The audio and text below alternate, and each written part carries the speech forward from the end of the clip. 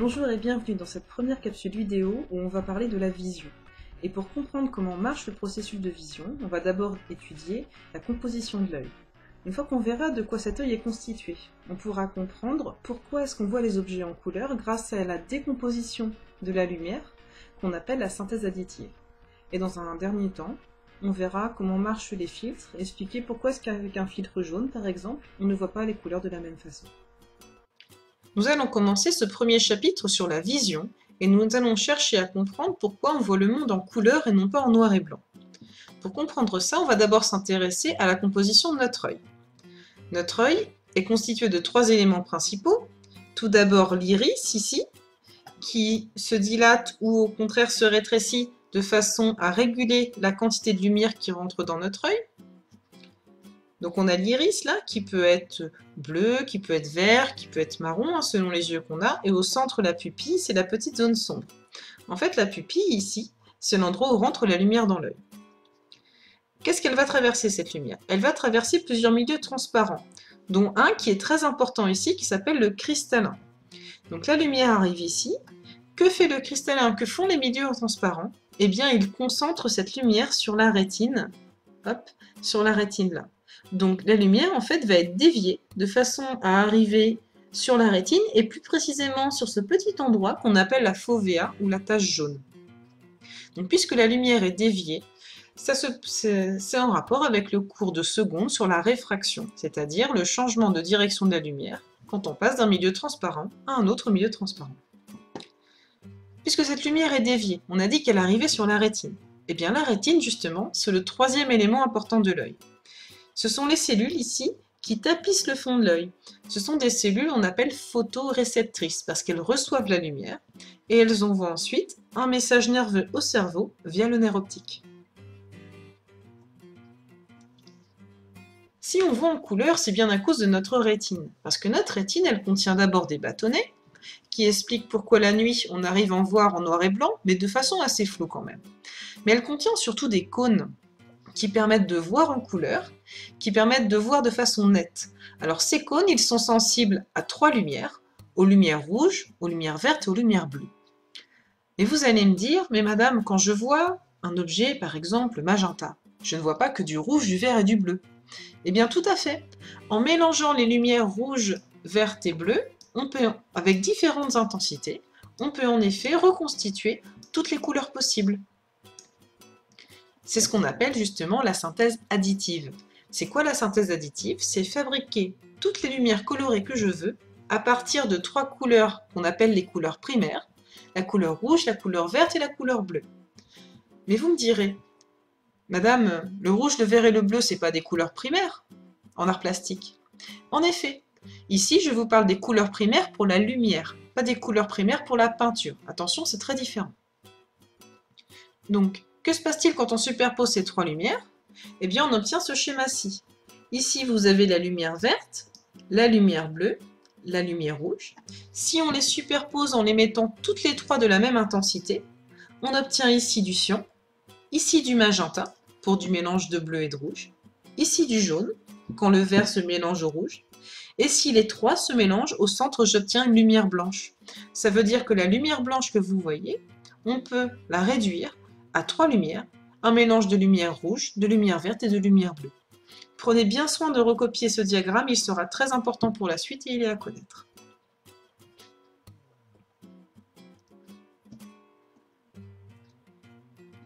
Un peu de vocabulaire. On a dit que rouge, vert, bleu étaient des couleurs primaires, et bien sans surprise, cyan, magenta et jaune vont être appelées couleurs secondaires. On va aussi parler de couleurs complémentaires. Alors qu'est-ce que c'est des couleurs complémentaires? C'est deux couleurs que quand on mélange, ça donne de la lumière blanche. C'est très simple. Si je prends de la lumière jaune, c'est comme si j'avais du vert et du rouge. Si je mélange cette lumière jaune à de la lumière bleue, c'est comme si je mélangeais du vert, du rouge et du bleu. Par conséquent, j'obtiens de la lumière blanche. Dans le schéma ici, si vous tracez une diagonale, vous avez les couleurs complémentaires. Le cyan et le rouge, le magenta et le vert, le jaune et le bleu. Ces lumières, en association, donnent de la lumière blanche.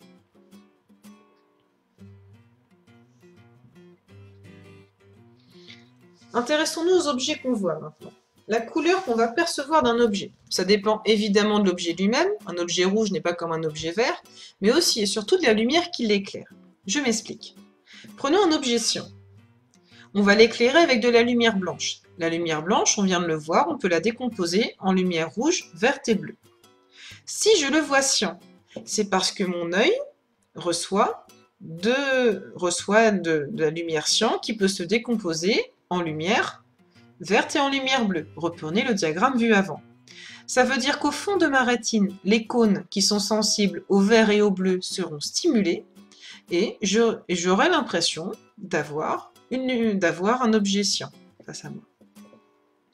Donc si j'éclaire cet objet cyan avec de la lumière blanche, je le vois bien cyan, pas de problème. Éclairons-le maintenant uniquement avec de la lumière verte. Si j'envoie de la lumière verte, il peut la renvoyer jusqu'à mon œil. En revanche, il n'y a plus de bleu, il n'y a plus de rouge. Par conséquent, l'objet qui avant me paraissait cyan, si je l'éclaire avec uniquement de la lumière verte, eh bien il me semblera vert.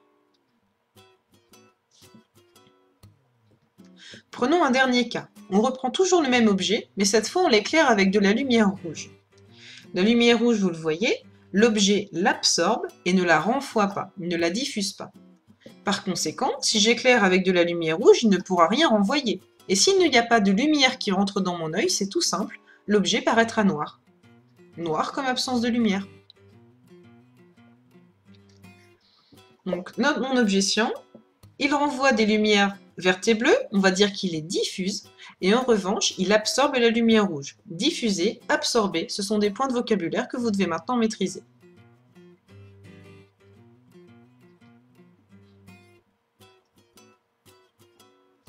Dernier cas, les filtres colorés.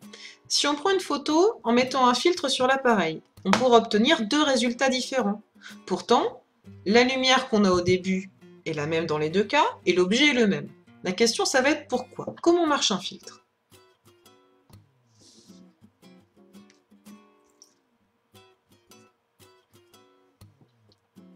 Si je prends par exemple un filtre magenta, il ne va laisser passer que deux couleurs. Il va laisser passer la couleur rouge et la couleur bleue.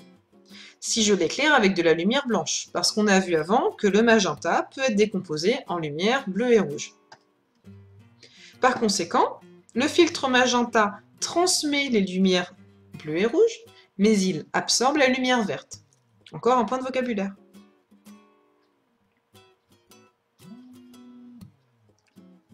Donc, à chaque fois qu'une partie de la lumière va être absorbée, que ce soit le cas pour les filtres ou bien pour les objets, puisque une partie de la lumière est retirée, on parlera de synthèse soustractive.